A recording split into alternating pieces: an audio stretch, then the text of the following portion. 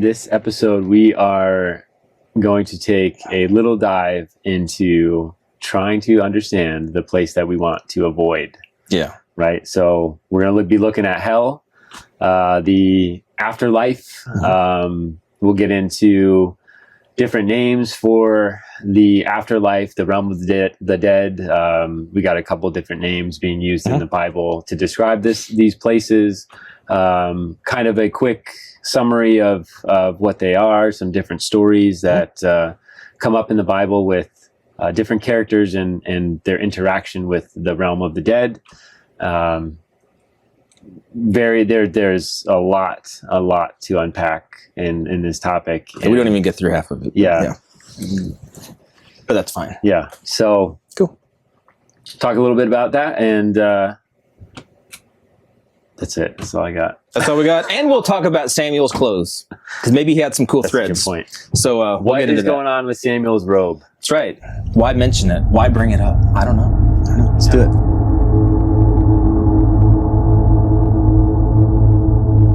Yeah, we got an interesting one today. We are going to be talking about HE double hockey sticks. Yep.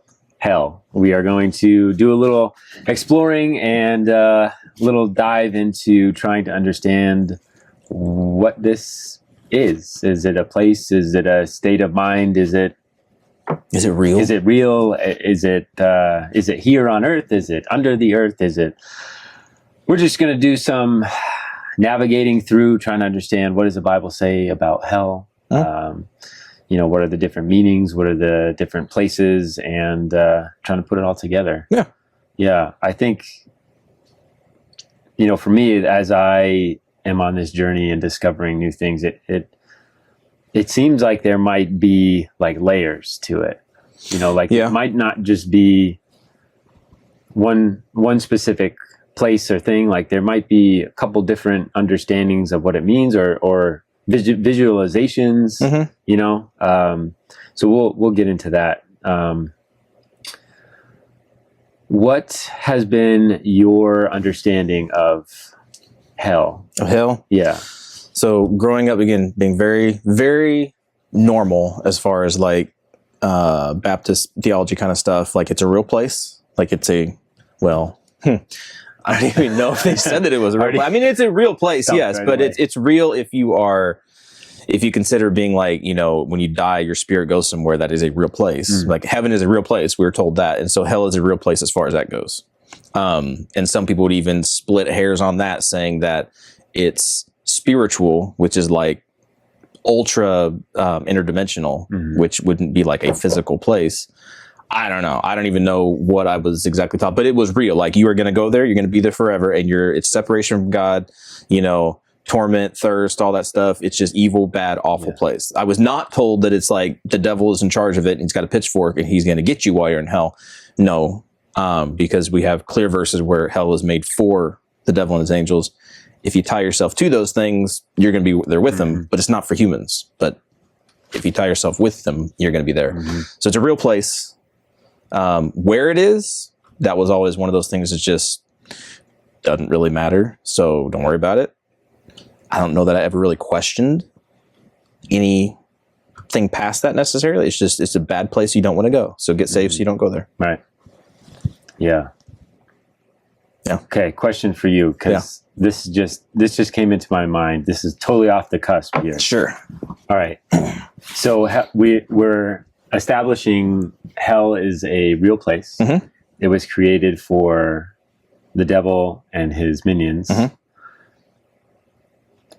Did God create hell with creation, or did he create it after the fall, after like Satan's fall, as a place of punishment? Or do you think he already had it on the back burner, pun intended? That's a good question. Because if it's created for the devil and his angels, then the devil wasn't always the devil, right? So it would make sense that it's I don't know, this gets really interesting depending on how you look at creation in and of itself, right? Like if you have this old earth, we'll just call it that, that's way further in time than just 6,000 years ago, whatever. It could be that there was never a big rebellion back in that time, so there was no need for hell. Right. And so just as God, maybe he made it when he remade Earth. Because they would already have... They would have rebelled. They would have rebelled. Right, yeah. Shout out to the shirt, right? Yeah. Because it's like Rahab, that destruction, that rebellion made the need for punishment for that. But God being omniscient, he would have known. He would have always known, yeah. Yeah. Yeah. But God is very decently in order, and he does things right. It's not like if he was just if he knew that everything's gonna end up working out in the end anyway, then you could just say, well, you just bypass everything, just make everything perfect the first time, right? It's like, but that's skewed.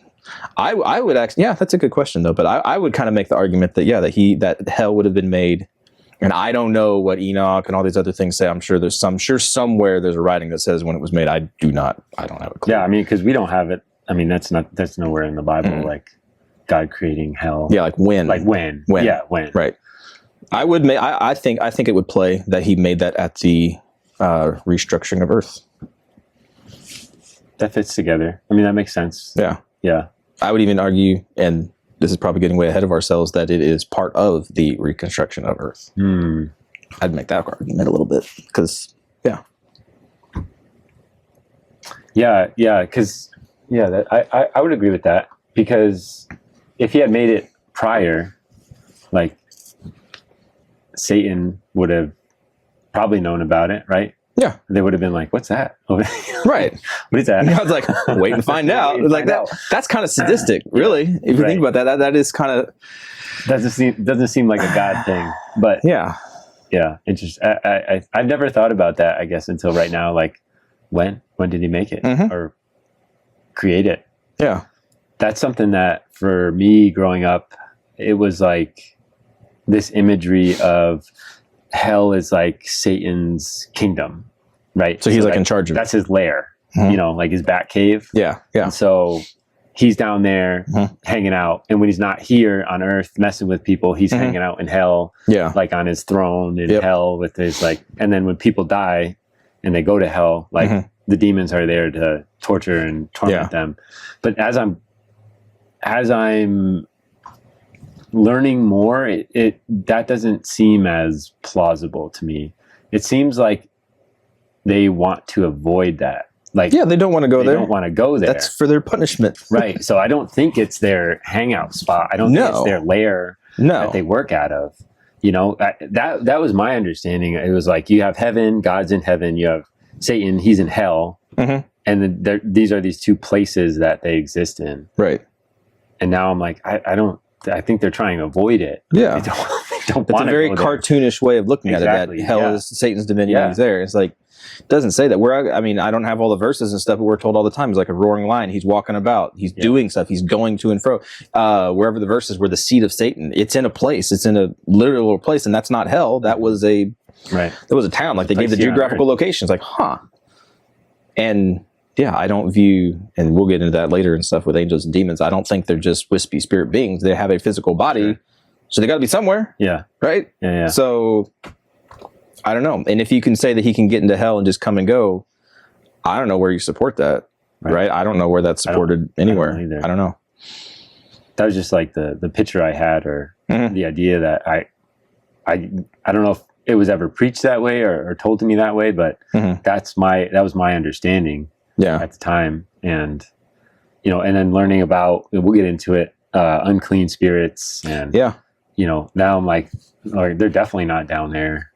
No. So understanding, like, having a deeper understanding of demons in general has really changed that for me. So but that's what it was growing up for me. It was always like, avoid hell, like, don't sin, otherwise you're going to hell, and you don't want to go to hell. And there's a lot of fire and brimstone. Right. So, which is true. It is true. But I think it's missing the point of the story. Right. I don't think hell should be our focal point and the thing that we spend the most time on. It's yes, we want to not go there. Right. We don't want eternal separation from God. We want to be with God. Right. Right. But at the same time, like, let's not let's focus on, the things of God, not the place that is designed as eternal punishment for rebellion. Yeah. So speaking of which, let's get into it. Yeah. So, we'll start in the Old Testament here. We got Sheol, right? So Sheol is the Hebrew place of the dead, right? The underworld. It's like a shadowy neutral realm, from my understanding. It's not necessarily like the hell that we probably envision of flames and gnashing of teeth and weeping and everybody's being tortured. It's sort of like this neutral realm that you go to after you die, and your soul is removed from your body, and it goes into Sheol, like a holding place almost. Where everybody goes? So we'll get into that. Okay. Yeah. So a couple references is Genesis 37. Jacob talks about he will go down to Sheol, mourning for Joseph. Yeah. Psalm 16, you will not abandon my soul to Sheol. Yep. Jonah cried out from the belly of Sheol. More to come on that. Ecclesiastes 9, there is no work or thought or knowledge or wisdom in Sheol. So it's like this realm of the dead for a disembodied state. There you go. Okay. New Testament uses Hades. That is often translated as hell in our English translations. It's like the Greek equivalent.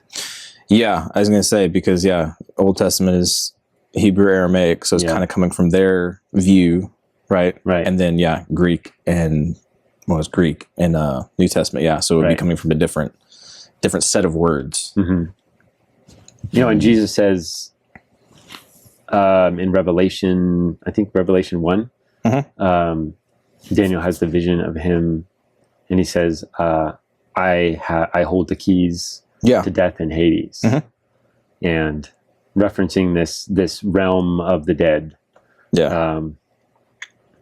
So we have let's see, the rich man in Luke 12 is being tormented in Hades.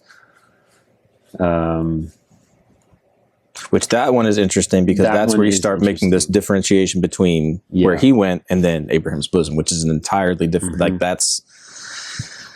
that one's interesting. Well, did you try again? Nope, not going to try again. You need to be quiet. I think that is the only place where like the torment is associated with Hades. In the Old Testament, you mean? In the New Testament, like in the New Testament. Oh yeah, in the New Testament. Because Jesus will use another word for hell. He uses Gehenna. Okay. Which is which I learned doing some show prep for this. It was an actual place. Yeah. The Valley of Hinnom, south of Jerusalem, where in the Old Testament, this is allegedly the place where the Israelites got into child sacrifice. Yeah. Molech. Yeah. The Valley of the Travelers, that whole thing? Yep. Okay. So this is the same place that Jesus is referring to. And then in Jesus's day, it was used as like a burning pit, like a garbage dump. Yeah. Right. Yeah. So like if you've been to the Middle East, you know what I'm talking about. And so it what's really interesting about it is like it paints this very striking visual for the people to be like, oh, I know what he's talking about. Like we can go see that. Yeah. Like that's awful. Yeah. Burning garbage, disgusting, nasty place where they have a visualization of Jesus is like, this is a representation of like what hell is going to be like. Yeah. Is that the same as, yea, though I walk through the valley of the shadow of death? Is that the shadow of death? The valley of the shadow of death? Because I know that is, I think it's Heiser was talking about it. That's different. I don't know if it was the same thing, but it would be the same thing. Like that's a literal place. Like even though you walk through like hell, like you don't have to be scared. Yeah. Right. Right. I don't know if that's the same place or not. That's That's Old Testament. Yeah. Too. I mean, I guess that would make sense. I haven't thought about that. Interesting. We'll have to circle back. Yeah, I'm gonna look it up. You keep talking. And then there's one last one. Another reference to hell would be in 2 Peter, where Peter uses the term Tartarus. Yep. Which he's borrowing from Greek mythology. How dare he? as a place for the deep abyss, right? And so it's the way it's written in 2 Peter is being used as a place where fallen angels are chained, awaiting judgment. The verse is, God did not spare angels when they sinned, but cast them into Tartarus and committed them to chains of gloomy darkness.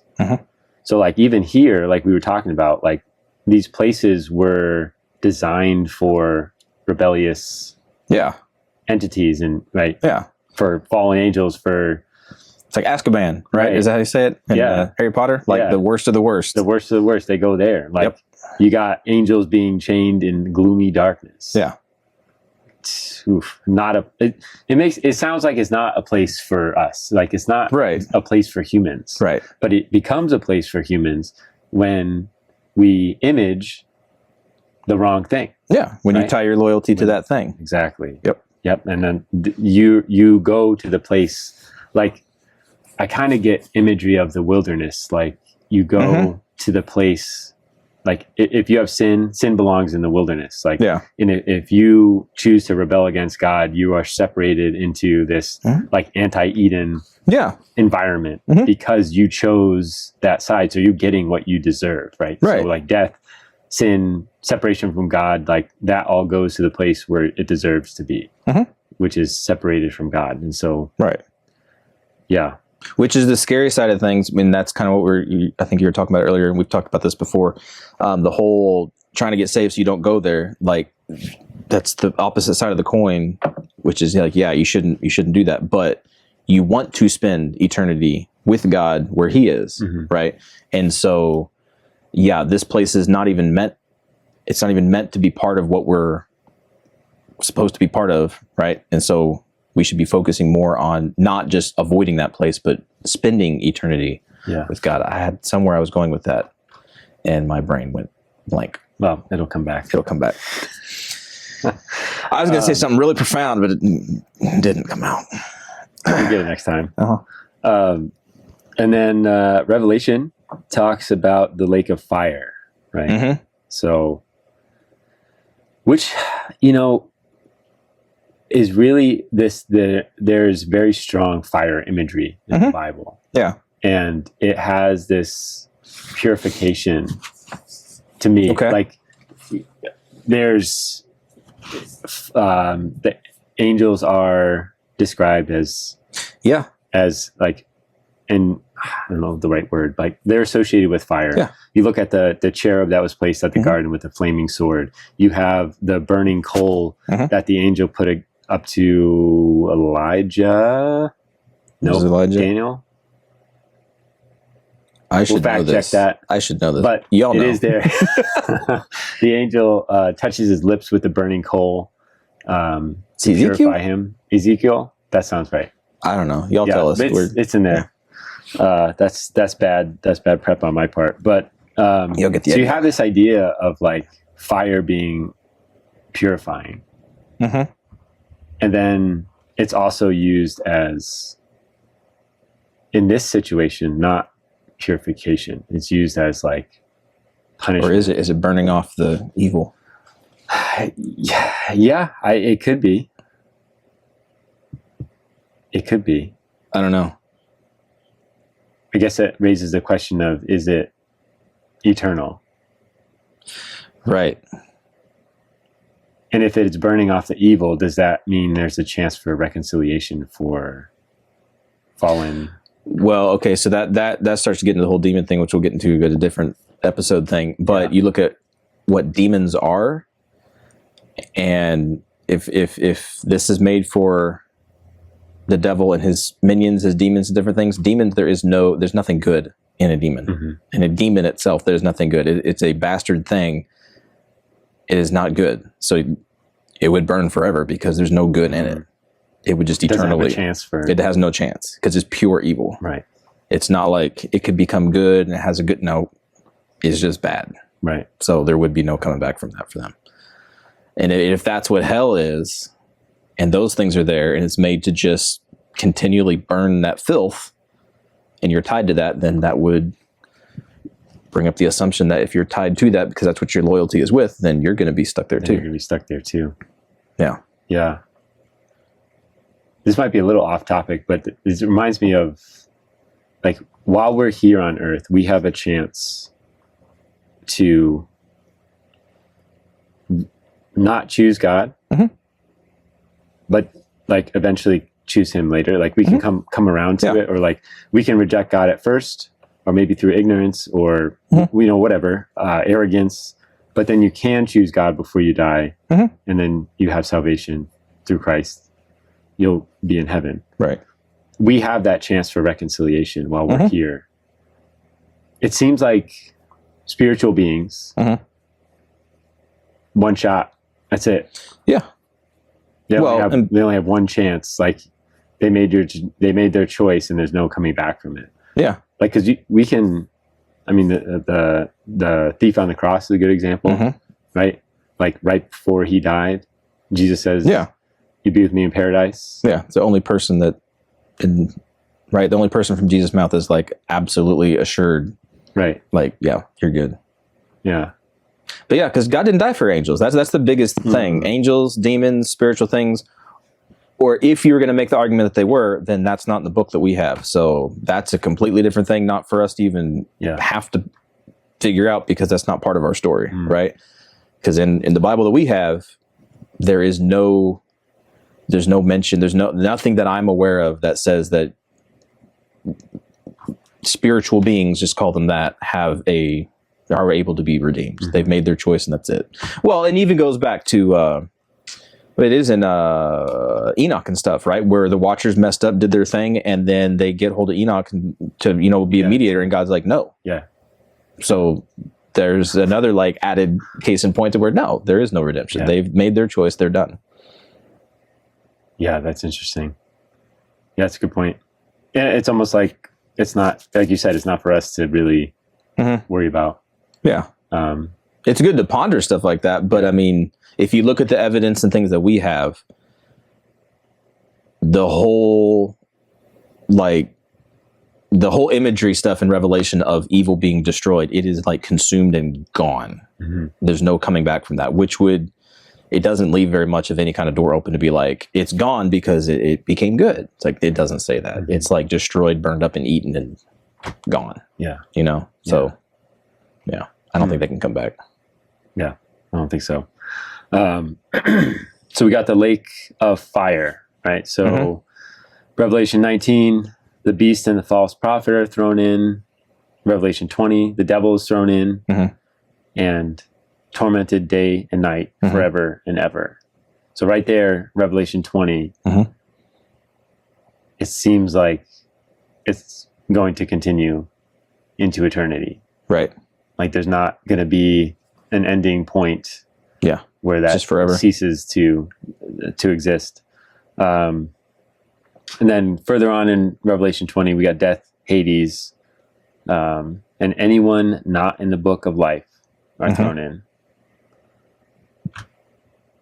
Which is frightening.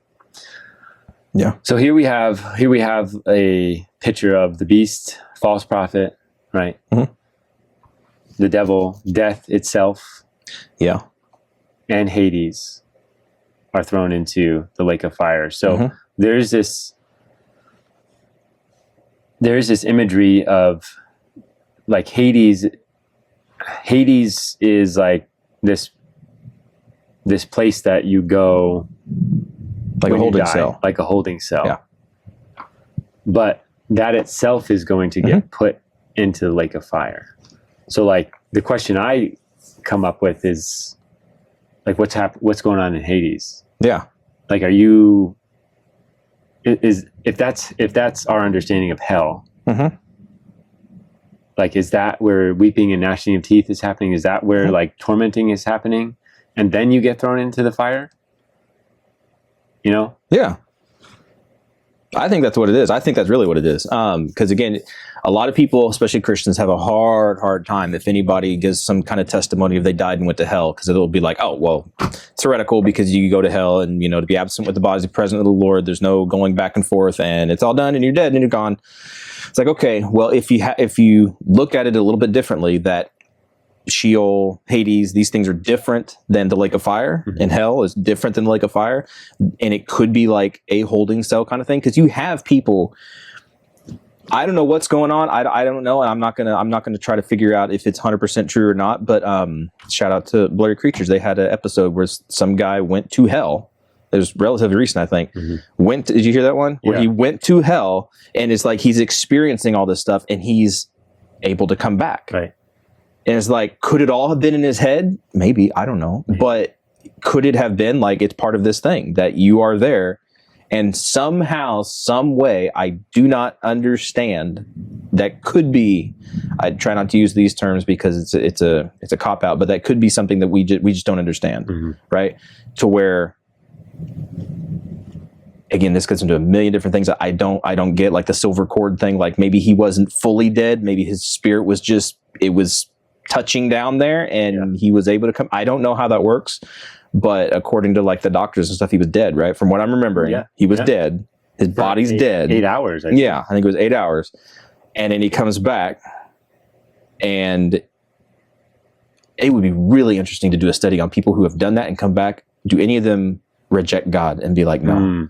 That would be an interesting thing, because most of any of these stories I hear, they come out and they are on fire. Like, well, that's interesting. But they're on fire. On fire. Yeah, they got their butt warmed up and they're like, holy cow, this is real, and we got something to do. And they go out on these, like, they're very evangelical, right? They're out because they're like, we have something to do, right? Yeah. And so, I mean, that is interesting. To not be like cliche, but it scares you to death. It does. Yeah. Right? And so, and it's weird because, again, going back to the story of Lazarus, the rich man and Lazarus, right? Yeah. The rich man asked if he could come back, right? Right. And he's like, no, like, I'm sorry. So that is a weird thing. It's weird. It's hard, that's, and again, you could throw out there that's Old Testament. It's a different set of rules, maybe, that is going on, and he was not able to come back. They had the prophets, they had, those things going on. That's what they said, they have Moses and them, and it is what it is. Jesus hadn't come yet, right? If I'm remembering that right. Right? Yeah. And so maybe after Jesus has taken the keys of death and hell, right? Right. Ooh, you're on. That is interesting, right? And so he now has authority, which technically he would have always had authority, but he delegates and he doesn't overstep his thing. He does not. He obeys the rules, because if God disobeys the rules, then he's not a good God, right? So that could, that's good. That's an interesting thing. In real time, right? Right, I know, right? Not fact checking any of it at all. So y'all go do that. But yeah, that would play out and make sense for me. Why you would have people nowadays who are pulled out. Yeah, well, and able to come back. Yeah, so Jesus could do that. Yes. What's really interesting about that story, and we'll get into it in a little bit here, but like there's this chasm, between Abraham's bosom, where Lazarus is, and then the rich man down in Hades. And what's also interesting about that story is Abraham is the one who's talking to him. Yeah. Yeah. Right? Abraham is talking to the rich man on behalf. He's like, you didn't help this guy out. That was Abraham? Yeah. I didn't look that up. Yeah. I thought it was Lazarus talking to him. Yeah, let me we'll just jump to it.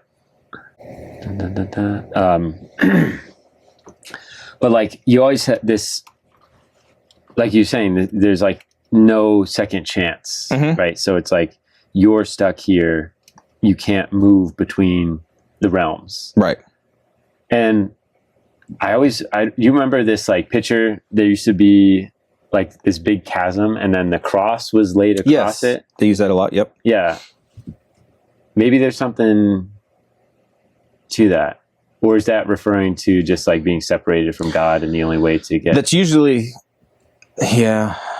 not coming out of hell, isn't it? That's usually that's usually like earth to the camera, earth, hell, and heaven, right? And so crossing the divide, crossing over, not going down into hell. I did that behind my computer. You couldn't see that anyway. Interesting. Yeah.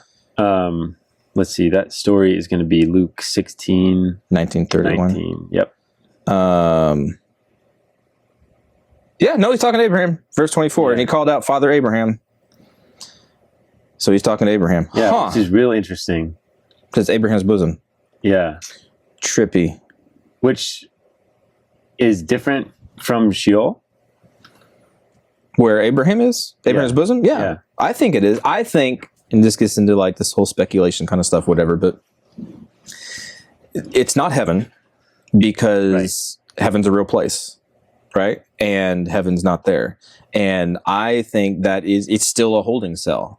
I think Abraham's bosom was still a holding cell, but it was for people loyal to God. And if you're not loyal to God, you're in this other place, which is still a holding cell, but that's for people not loyal to God, and they are being, well, it would still be absence from God, which would be pain and suffering and evil. Like that's where evil goes. The whole wilderness thing, that's where evil goes. And Abraham and Abraham's bosom, like that would be a good place until Jesus dies, takes the keys, and lets people back out. Right. So you think Jesus? Oh, this is interesting. So during the 3 days that Jesus would have been physically dead, do you think he went to bring those souls from like Abraham's bosom into heaven?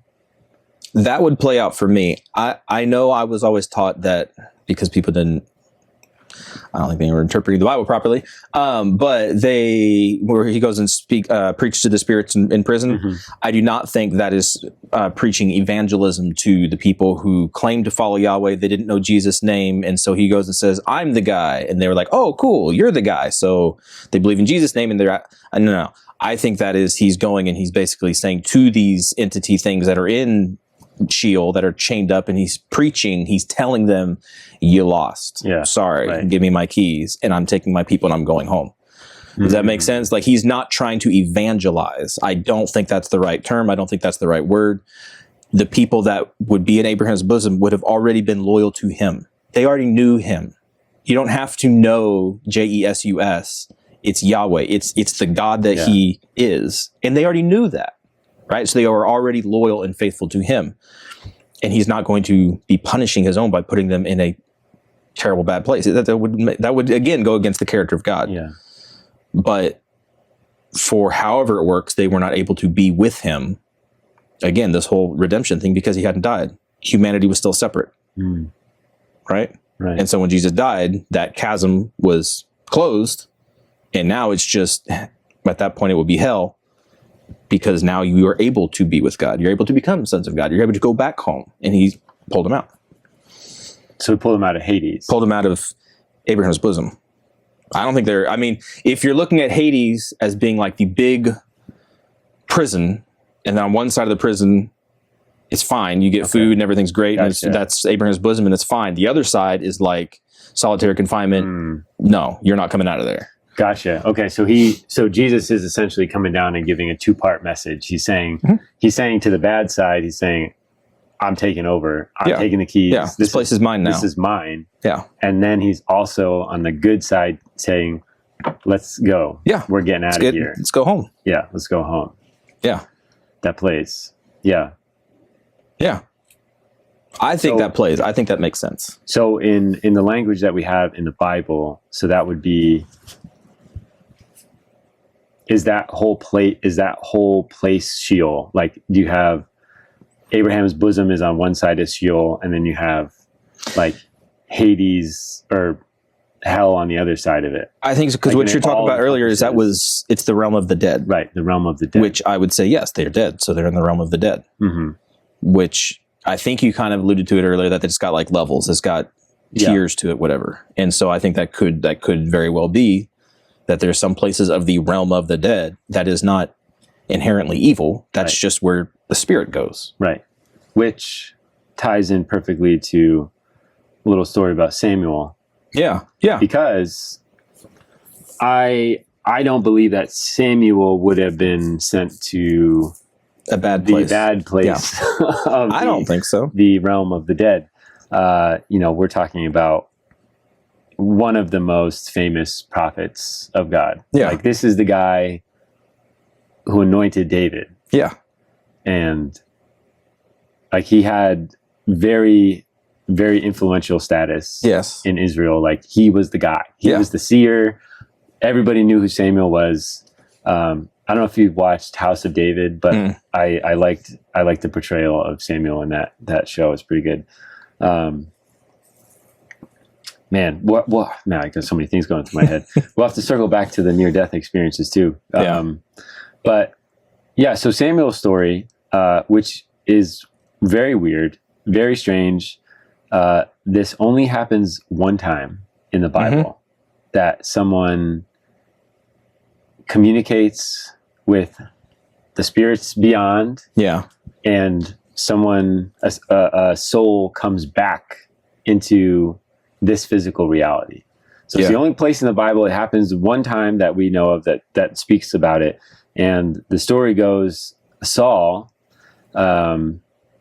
he is coming under attack by the Philistines. He is looking to God for answers and help.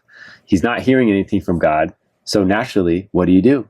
You go find a witch and talk to her. And go through a back door.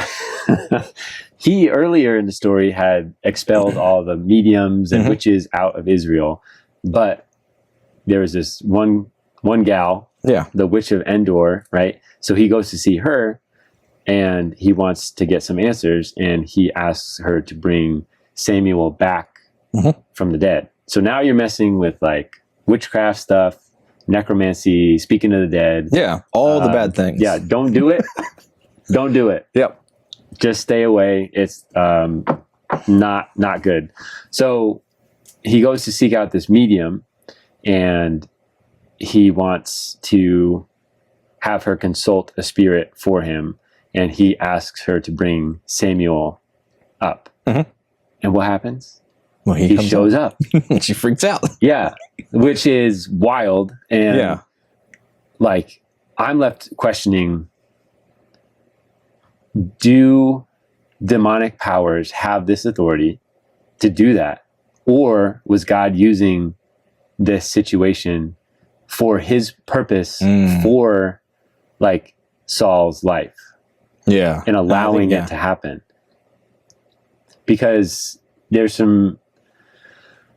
we can travel down the road of like witchcraft and sorcery and stuff. Like there's something real about it. Oh, like 100%. These demonic entities have powers. They have abilities.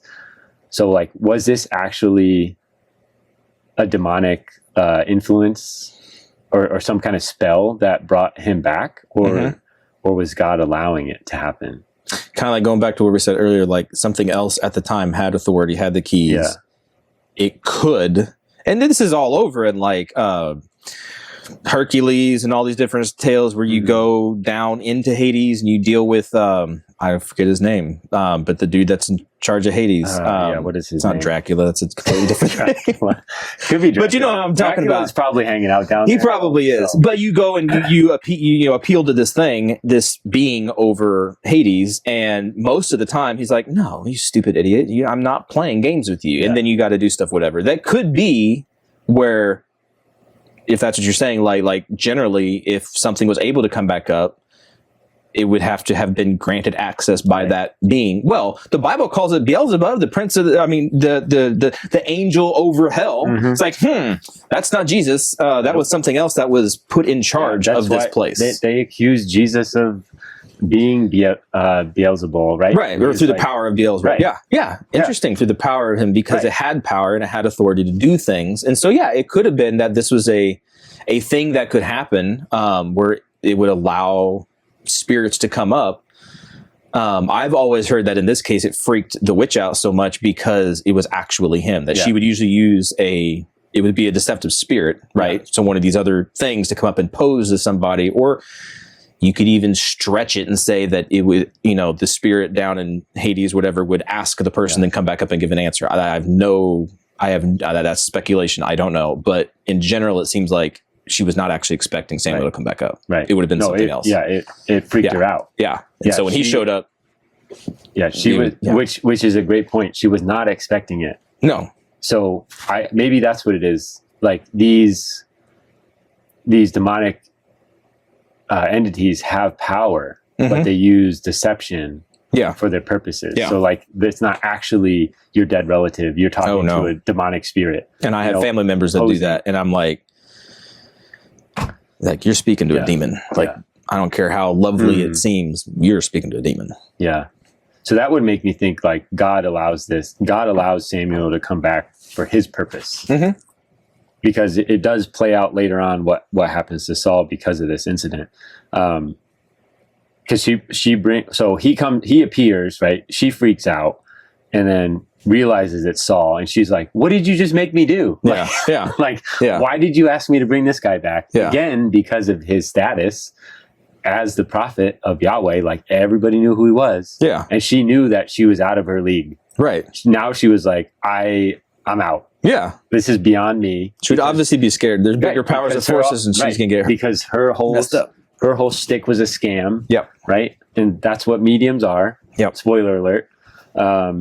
But this is what it says in the text, verse 13 and 14. I see a God coming up out of the earth. An old man is coming up, and he is wrapped in a robe. I'm going to read that again. I see a God coming up out of the earth. An old man is coming up, and he is wrapped in a robe. Now, when I discovered this, blew my mind. And I don't know if you knew about it. I didn't know about it until recently. But when she says, I see a God, you're left asking the question, what is she talking about? Yeah.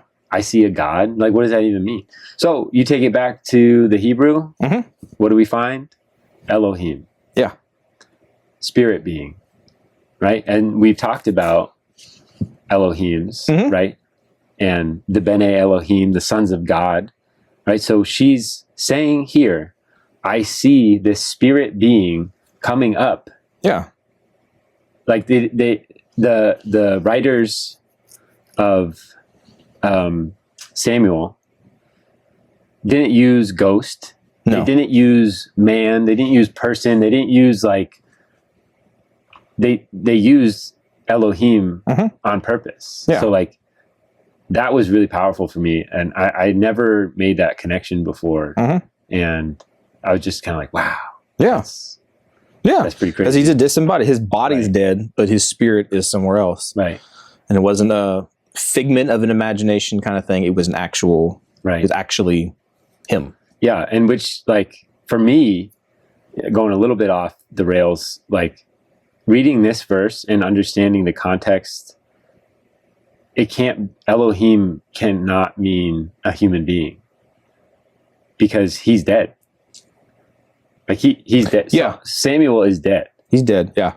So his body's dead. His spirit. Right. That would be his. This is a spirit being. Elohim is coming up out of the earth, which is crazy. Which is another question. What does that mean? Coming up out of the earth? He's dead. Yeah. But he's coming. So he goes on later on. He'll say, "Why have you disturbed me by bringing me up?" He's not happy about it. Right. Which also goes to be like, okay, if he was in a place of torment, he would have been happy. Right. But if he's in this Abraham's bosom or whatever, in a good place, he'd be like, what the world are you doing, man? Yeah. And what's really interesting about the rest of this passage is he's being summoned up from Sheol. Right? Yes. The underworld, the realm of the dead. And then he says to Saul later, tomorrow you and your son shall be with me. Meaning they'll be joining him in this place. Yeah. Now this doesn't necessarily contradict what you're saying, because if you're saying you're going to be with me, you can be in this realm of the dead with two separate sides to it. So it doesn't, I mean, from my understanding, and again, I'm not a scholar here, but it could be saying you're going to be dead. Mm-hmm. But he doesn't say like which place in Sheol that you're going to be in. Yeah. You're just going to be in a state of disembodiment with him. That is interesting. Yeah. Yeah.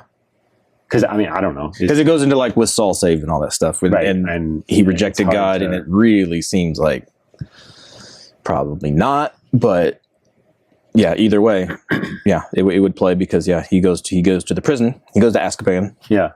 Right. But he's on the left side, not the right side. And then Chronicles, 1 Chronicles 10 highlights this story again. And I'll just read it real quick. So Saul died for his breach of faith. He broke faith with the Lord in that he did not keep the command of the Lord, and also consulted a medium seeking guidance. There you go. He did not seek guidance from the Lord. Yeah, so I'd say he's out. That's what it seems. Seek guidance from the Lord and not from mediums. If that's the only thing you take away from this episode, don't do it. Because they can do it. They will... We're not told to do things that are impossible, and we're told not to consort with mediums and the dead and all this kind of stuff, which gets into other religions that talk about contacting dead people. It's like, we're not told to do that. Oh, yeah. I think the Old Testament is very clear and uses strong language against necromancy, absolutely, witchcraft, mediums, spirits, anything related to that kind of practice. It's you know, I see it as unauthorized activity. Yes. Yeah, it's hijacking a system. Yes. It's coming through a back door trying to do something away from how God intended to do it. Because we're told in the New Testament we can boldly go before the throne of God. Why in the world would you, when you can boldly go to the creator of the universe and ask for help, ask for wisdom, talk to him, why would you go to anything else when we're told to do that? That does not make any sense. I know people have their reasons for it and stuff, but it doesn't make a lick of sense to me. It really doesn't. Praying to saints, praying to spirits, praying to whatever, that we are told not to do that. Yeah. When you can boldly go to your Father in heaven, that makes no sense. Yeah. Why you would want to do that. That sounds sneaky. Okay, so follow-up question for you. Yeah. Here we go. So God is very clear, especially like in the Old Testament, there's Leviticus, Deuteronomy, Isaiah, this passage in Chronicles I just read. Mm-hmm. God is saying, don't do this thing. Mm-hmm.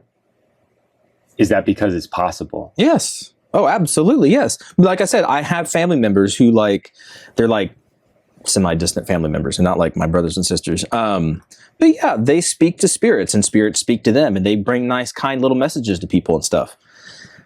That is not, I do not see anywhere. And to be completely honest, like whenever this was first brought to me and I was, they were telling me these stories of these wonderful things that these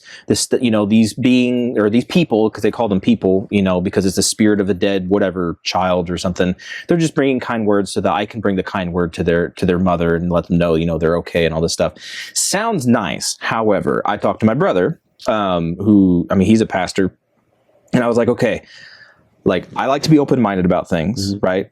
But explain this to me. Like, it sounds like they're speaking kind words. It's good. It's not killing, stealing, destroying. It's like all this stuff. And my brother was like, absolutely not. Yeah. Because again, this whole thing, your comfort comes from the Lord. Mm. If God wanted to give you a message, he doesn't need to go through a medium to give. No, he does not need to do that. If he needs to tell you something, he can tell you something.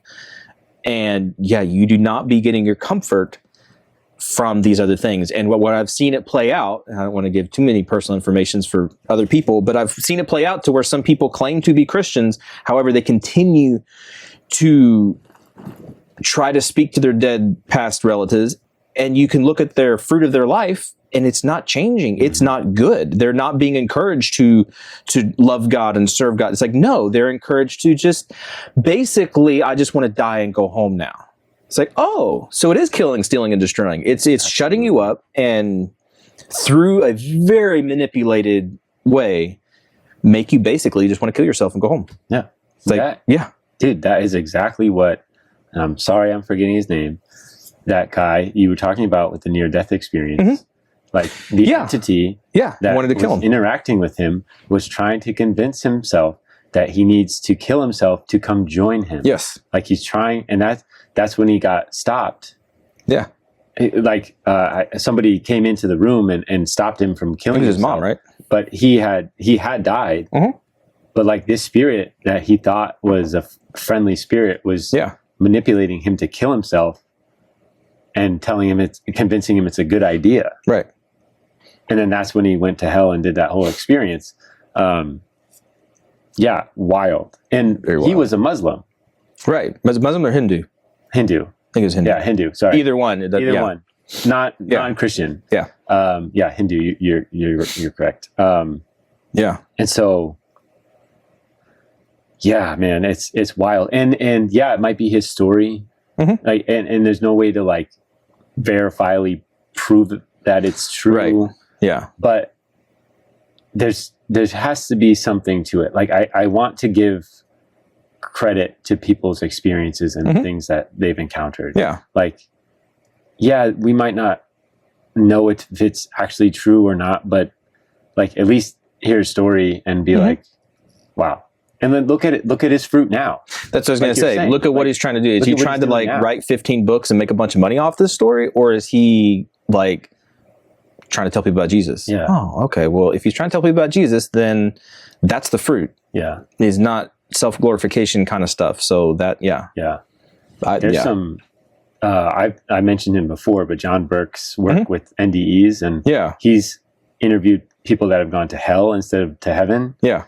And again, they've come back. Like, so God obviously can do whatever he wants. So if he wants to use that experience for someone for his purposes, then he can bring them back. You're right. This could go into, because I was trying to reconcile this in my head, be like, okay. Was this your deep prophetic thought? No, I don't know. That's gone. That's gone a long time ago. I don't even know what that was. But this can go into God's omniscience. He knows everything, right? So he knows like the intention and the heart behind somebody. If they have, like, even with that guy that you're talking about, if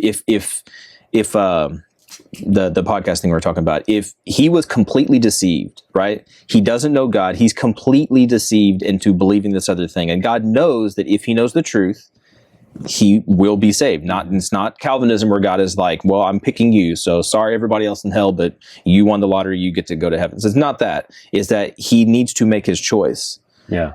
And God knows that. And that's the time when he is presented with his choice of like, you can do this now. And you know what I mean? Yeah. It kind of goes into God's omniscience of being able to pull people out. If that makes any sense. I don't know. Well, what it makes me think about is like, how often is this happening? And we just don't know. Yeah. You know? Yeah. Especially what circles you go in. Right? And something I thought about is like, there's almost 8 billion people now, something like that. Yeah. And like, how many NDEs are happening all at the same time? Yeah. And how, like, and people are either interacting with Jesus. So he's in like multiple places all at the same time, interacting with people all over the world that are having like it has to be happening all the time. I would think probably if you have this many people and there's like this many stories and like it's at least very regularly. Yeah. But then I'm like, well, what else is he doing with his time? You know, like he's meeting all these people who are having NDEs. Like, what else is Jesus doing? Like, but obviously, it doesn't work like we work. So I'm thinking of like a calendar and appointments. You know, I see this guy over here, this guy over here, then I'm going over here, and then I'm over here. But he's just everywhere all at once, which is mind blowing. It is. Let me throw something at you really quick. Let's do it. This has nothing to do with anything. It's just an interesting deal because you talked about how, or you didn't talk about it, the second or in Samuel, when it describes Samuel, he's wearing his robe. There's a little footnote thingy. I clicked on it. The last time it connects us to chapter 16, where Saul was basically talking to Samuel, and Saul grabs Samuel's robe, and Samuel turns and it tears. Like, for whatever reason, those two are connected. That he's described as having this robe, which this is speculation, but it's again like it's his robe, and it makes a point to say it for whatever reason. And Saul knows exactly who that is. I don't know if that has anything to do with anything, but it was like it connected it in the logos, right? And then like the little footnote thing, and like it said like go look up chapter 15, verse whatever. And it's like, yeah, he grabbed the robe of his skirt, or skirt of his robe, whatever, however, skirt of his robe. And it connected those two verses. I don't know what that means, but it was like, huh. Because I was trying to think robe. Is he dressed in a white robe? If it said a white robe, that would be completely like, that's a thing, right? A white robe representing all this stuff. But it didn't say white. It just said robe. And it's like, Saul had, this is like right before, right? Because I don't remember where, or no, not right before, but that's chapter 28. Couple chapters before. But this is something where, dude, Saul would have known that robe. Dang. And you're right. It said, like, why include that? And he is wrapped in a robe. Do you think that was just like a message to Saul, like, you stepped in it this time? Kind of like a validation again of like who this is, Saul, or this is Samuel. Like, this is Samuel. I don't know. It's speculation. Yeah, but it is interesting that those verses are linked. Saul freaked out too. He knew he messed up. He knew exactly who it was, and he fell down on his face, and he was like, "Oh man." Yep. Done messed up, Aaron. And that's what led to his death. Yeah. Yeah, interesting. Wild. Anyway, I don't know what that had to do with anything, but it was that is super interesting. I wonder. We'll have to do a dive into what the significance of Samuel's robe is. Because again, there's nothing arbitrary in the Bible. No, it's there for a reason. It doesn't mean that every single word is like a complete dive into like, oh, this actually means, I don't know. But that's significant. It is significant. They used it to say something, so I don't know. All right. I'm thinking we could take two routes here. We can dive into another death story or Sheol story, or we can jump into purgatory. What, do you have a death story? We do. We'll go for it. There's a very interesting poetic story in the book of Jonah. Oh yeah. Yeah. So Jonah, I can't get the flannel graph cartoon pictures out of my head every time with the big like smiling whale, and Jonah's like, whoop. And you make the cutout with the popsicle stick and like, he's in. Yep. So Jonah story, there's some interesting imagery here of death and a descent into Sheol. And like, is the whale a metaphor? Or chaos dragon. Sorry. I was gonna keep. We're sorry. We're off the rails. Spoiler now. alert. We're off the rails. Well, go look up words. Words mean things. Yeah. No. Right. I'm also questioning whether or not it was actually a whale. Yeah. It could have been we gotta stay on. Well, that all ties together again. Going does. exactly what you're talking about. It is bad. It is the like, it's the chaos. Yes. Right. It's the waters. It's the chaos monster. It's the Leviathan. Yes. Like, these represent like the anti-God, the things that are not of God. Chaos, evil. Chaos. Yep. And so, it very well might have been. He says here, I called out to the Lord out of my distress, and he answered me. Out of the belly of Sheol I cried, and you heard my voice. So it seems like the belly of Sheol is like this fish's inside. It's like he's in this whale's stomach, right? Or did he actually die? I would make a very, very strong argument that he's dead. Very, very strong argument, because there's theological implications of this, right? Because if he did not die, like his body died and his spirit has gone on, if he did not do that, then when Jesus says the next sign is going to be the sign of Jonah, referring to himself going into the grave and dying, and if you're saying, well, Jonah didn't actually die, he just held his breath for a long time in a fish's stomach.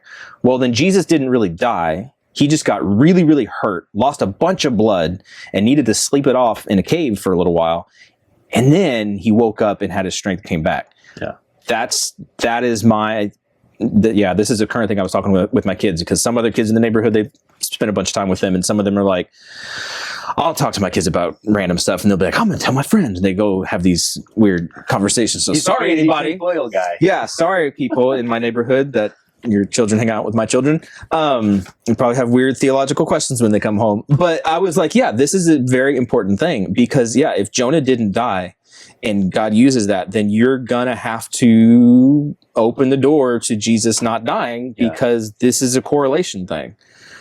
And I'm sure you're going to get into it, but there is more imagery talking about how he is dead. He is wrapped up. He is through, like the bars have shut, the whole thing. It's like, he's dead. Yeah. He's gone. Yeah. 100%. And the whole fact that it mentions 3 days. 3 days. This goes again into like Lazarus, Jonah, Jesus. There's a reason that they give this information. He's dead. I don't know. Yeah, I feel very strongly about that one. Matthew 12:40. For just as Jonah was 3 days and 3 nights in the belly of the great fish, so will the Son of Man be 3 days and 3 nights in the heart of the earth. Yeah. It's extremely significant. What you're saying, we have here again, heart of the earth. We have Samuel coming up out of the earth. Yep. Which is supposed like this realm of the dead, Sheol. Right. Which would be where you go when you die. In the earth? You're coming up out of the earth, or you're going into the heart of the earth? Hollow earth, maybe? I don't know. We'll see. Yeah. But yeah, I think you make a really compelling argument. And here's like, let's just look at this biologically. What do you think the airflow is like inside of a whale's stomach? There's going to be no airflow unless it keeps coming up at the top and opening its mouth, not breathing, because he wasn't in its lungs. Fish don't breathe in their belly. Whales, I don't think so, right? Yeah. Whales don't breathe in their belly. Check us on that. Do whales breathe in their belly? I've never even heard that. I cannot believe that sentence just came out of my mouth. Right? And we're all taught that this was not a whale, right? We're all taught this was not a whale because every smart aleck, 7-year-old is like, it wasn't a whale. It wasn't a whale. It was a fish. It says big fish because once they figure out, the difference between words, every smart aleck knows the difference between a fish and a whale, right? It says big fish, a great fish, right? I mean, Jesus says great fish. Right. Doesn't say whale. Right. So it's like, so we're not talking, even if you could find a whale, there are stories about like lobster divers and stuff getting swallowed by a whale for like a minute, or like it got in its mouth and it spit it out. Not 3 days and 3 nights. Yeah. And they had scuba diving equipment. They could breathe. Jonah didn't. He's dead. Yeah. That's where it gets... Yeah, that's where I'm like... You're going to have to really do a bunch of like presupposition stuff and just assuming that just God kept him alive. Yeah. Why? Yeah. You saying that God doesn't have the power to restore somebody back to life after they're dead? I mean, what we were always told was that the fish transported him to Nineveh, right? Nineveh? Yeah. And that's how we got there. There's like this fish was his, water conveyance to get over to Nineveh. Yeah. Like that was the way to get, I don't know. Which it does spit him back up. Right. But again, if you're looking at this in a different way, I mean, that could be the water, like chaos itself, just vomiting him, pushing him back up onto shore. Right. I don't know. I'm not opposed to there being an actual Leviathan creature because God prepared a great monster, a great fish. He describes it to Job. In Job, he starts his dialogue in 38. It might be 40, but he talks about all of the creatures that he created, and he's telling Job, like, look at what I've done. Yes. And then he says, look at the Leviathan. So you have God speaking and saying, I created this thing. Like, who do you think you are? Right. So I think that case is closed. I think it's very close. Yeah, man, it's I would agree with you. I think Jonah actually did die. I mean, he said, you called me, you out of the belly of Sheol I cried, and you heard my voice. We got imageries of depths, water, we already said is chaos, right? We are underneath the earth. Well, and I was driven away from your sight. Verse 4, I was driven away from your sight. That does not necessarily mean just he's underwater. God can't see him. God can see everybody all the time. But I will never look again upon your holy temple. So like the land of the living where God is, he is being kicked out. He's done, right? This whole separation thing is happening. He's being expelled. Not just that God can't see him, because that doesn't make any sense. Right? I don't know. Yeah, the depths surround me, weeds wrap around my head, down to the root of the mountains, like the bottom of the... You can't survive at the bottom of the ocean. Yeah. It's a pit. You'd be crushed. Yeah. Even if you were alive, you would be dead. Yeah. It doesn't work. Yeah. On all these different levels. There's like 5 different ways of saying he died. Yeah. Right? I agree. Yeah. I agree. And I think it symbolizes death, despair, separation from God, which is just, it's like mirroring the deliverance from death. Like it's going to, it's a like foreshadowing of like what Jesus is going to do. Yes. Right. Yeah. Going into the depths, going into Hades, right? 3 days. You have the same imagery, the same language. Yep. Like, and then Jesus references it. Right. Like, I don't know. It's got to be something there. I think so. But yeah, so like he's going to Sheol. Right. Right. Yep. So yeah, really, really interesting story. That definitely gets overlooked in Sunday school. Yep. Reading in verse 6, I went down to the land, I thought he was in the water, whose bars closed upon me forever. So he's gone to a different land. Yeah. It's such a cool story when you see it that way. Like, I don't know. Almost said little critter. VeggieTales does a great job. I mean, it's great. It's very interesting, but it's like, no, this is not Pinocchio and his dad living in a whale kind of thing. That whole story is like, no, this is death said in multiple different ways. Right. And it makes it even that much more powerful when it's like in the next thing. Where does it say? Yet you brought up my life from the pit. Right. Yeah. Like it hits harder. It hits deeper. And that's what's so cool. That's what's neat about letting the Bible be what the Bible is, right? Letting it explain it the way it is and not trying to whitewash it. And I'm not going to get on that tangent, but poetic imagery too. Like it's... Some of it is, yeah. Yeah. Yeah. Yeah. Really, really powerful. Nice. Yeah. Let's, let me see. Do you have any thoughts about the idea of purgatory? I'm always taught like purgatory, that's a Catholic thing of a way to pay for your sins. That's what I was always taught it was. Like you get punished enough and you pay off your sins over time. And I would still hold to like, I don't like that idea. I pretty much just reject that idea because there's no thing you can do to reconcile yourself to God, right? Like all sin was put on Jesus at the cross.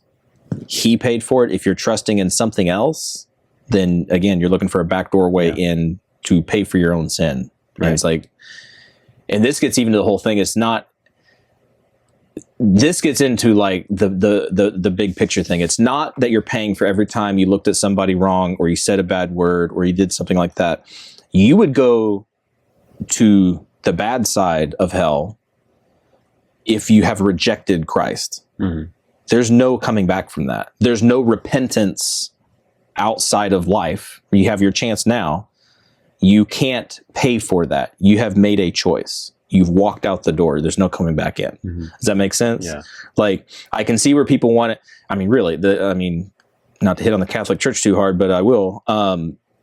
It's a money thing, really. Like back in the day, it was a way to buy penance, do your stuff, hold people under your thumb, and if you're wealthy enough, you can pay and get your I forget their terms, but you basically pay off your sins.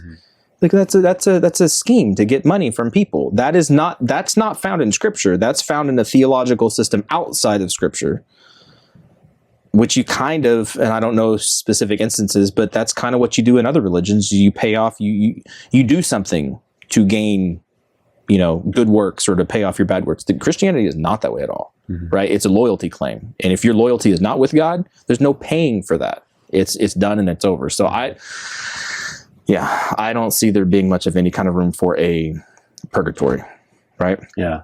I don't see that at all. Because even I forget the exact verse, somebody could find it, but when it's talking about basically people that they've done nothing good, right, at all, and yet they make it to heaven based solely off of their faith. It's like, yeah, you're saved as, but like, I can't remember the exact terms, but basically you made it by the skin of your teeth. You did horrible job. Your loyalty was in Christ, but you did a horrible job. You have nothing to show for. Your whole life is burned up. You're saved, and that's it. Like, there's no like, yeah, you're burned up and you didn't do anything good, so now you got to spend XYZ time figuring that. It's like, no, you are saved, but you wasted your life. Yeah. Right? That's where I would see, like, that's not purgatory. You are saved, and then you still get to go to heaven, but you go to heaven, you're not going to a purgatory. I don't see purgatory in there. I don't know. Yeah, it's an interesting one. I do love all our Catholic brothers and sisters out there. We're just trying to make sense of everything. I think we could draw some parallels. Okay. And not that I necessarily fully agree, but I think this idea of what we were talking about earlier, like a holding cell, kind of makes sense. So, like, is that what like Abraham's bosom is, or it Sheol, could like have a been holding cell? It could. I would say that could have been pre-Jesus, right? But now there's no need. Now there's no need. So, like, I kind of am on board with the idea of purgatory being that kind of a place, but like you're saying, I don't believe that we have the need for that. No, now. I think that would be done away with, because Jesus has the keys. He's taken over management. Right. And a lot of the, like, the source for it does come from Maccabees, which is a deuterocanonical book, or the Apocrypha, if you're a Protestant type. That was where they draw most of the source material for this idea. Again,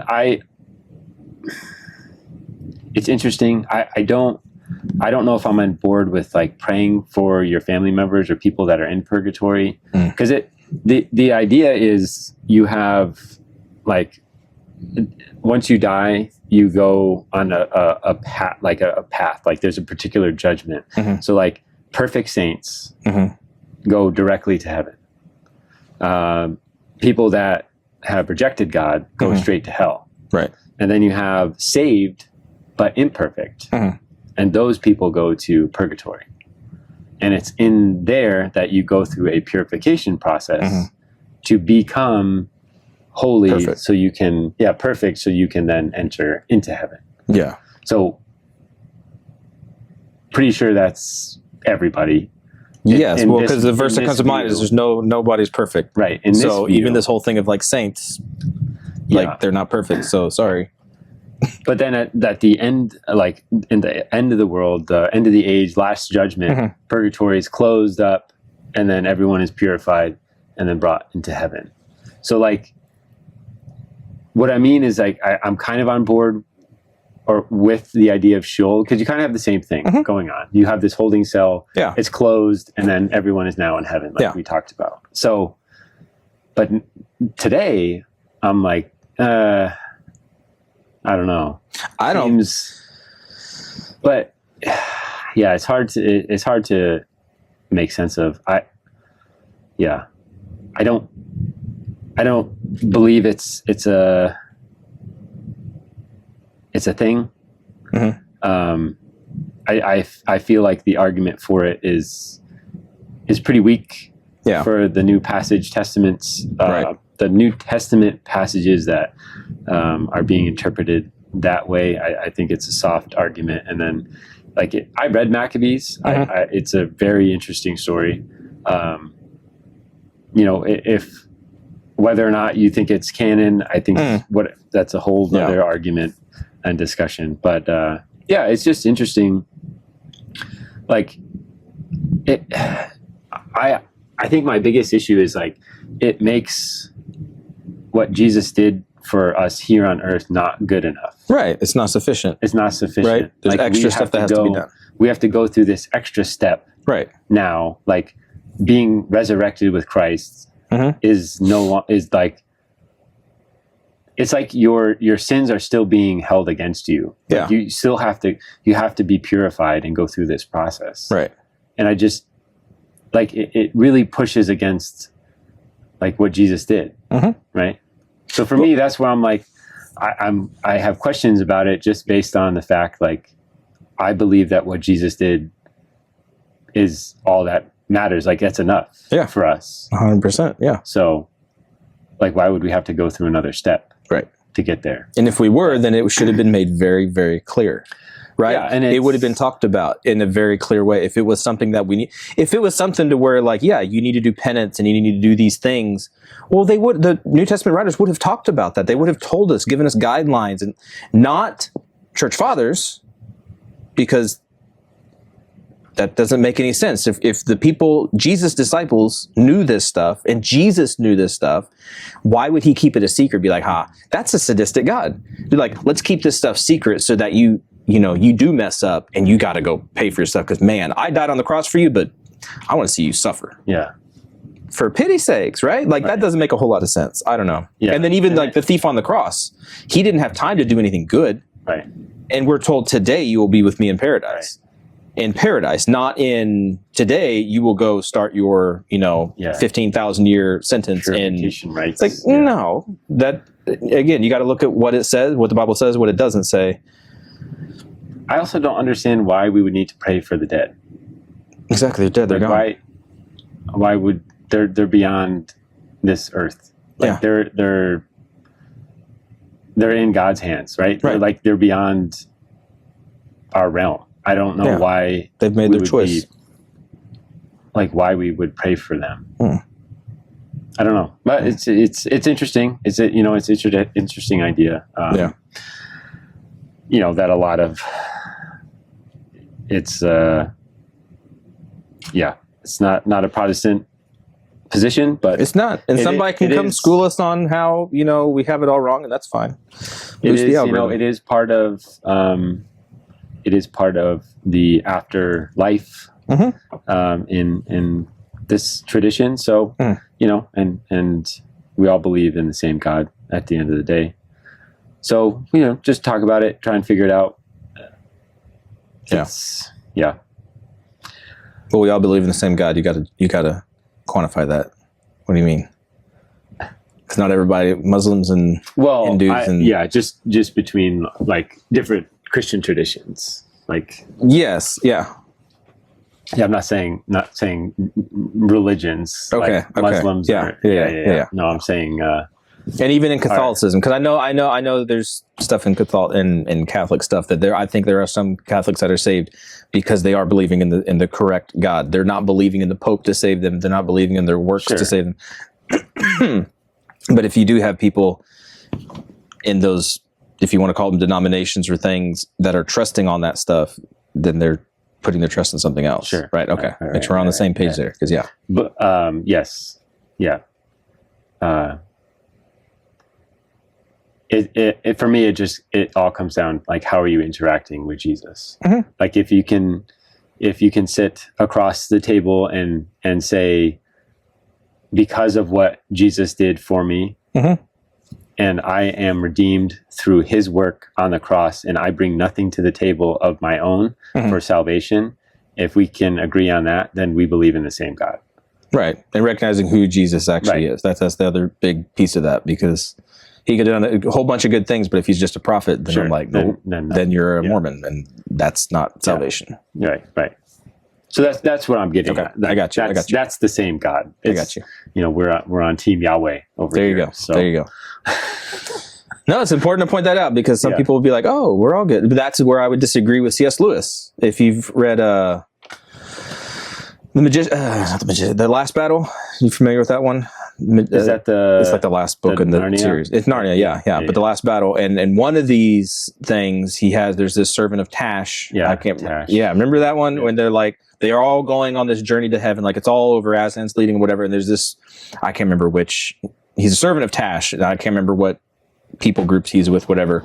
But he's been serving this other thing, not Aslan, not that whole thing. And then Aslan brings him aside. I don't think he even get the whole conversation, but he basically is like, yeah, you were serving Tash, but I took that as, you were serving me. I don't see that at all. Like, I don't think you can be an extremely devout Mormon, serving whatever their God angel thing is, Moroni, whatever.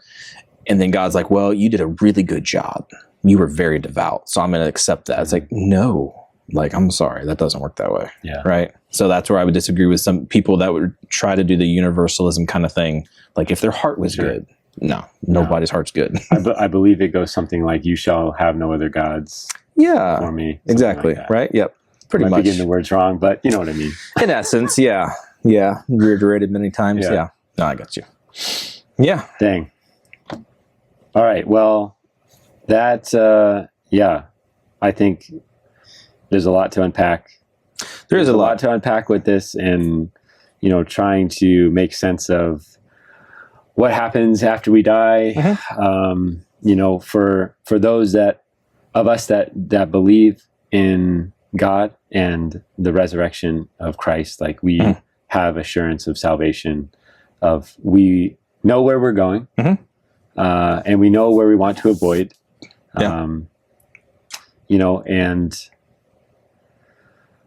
I think that's the important part at the end of the day. The ins and outs of, is hell in the earth or under the earth, or like, we could talk about it, but at the end of the day, like we are assured of our salvation through the work that Jesus did on the cross. And, we are looking forward to the day that we can be united with him in the kingdom of heaven.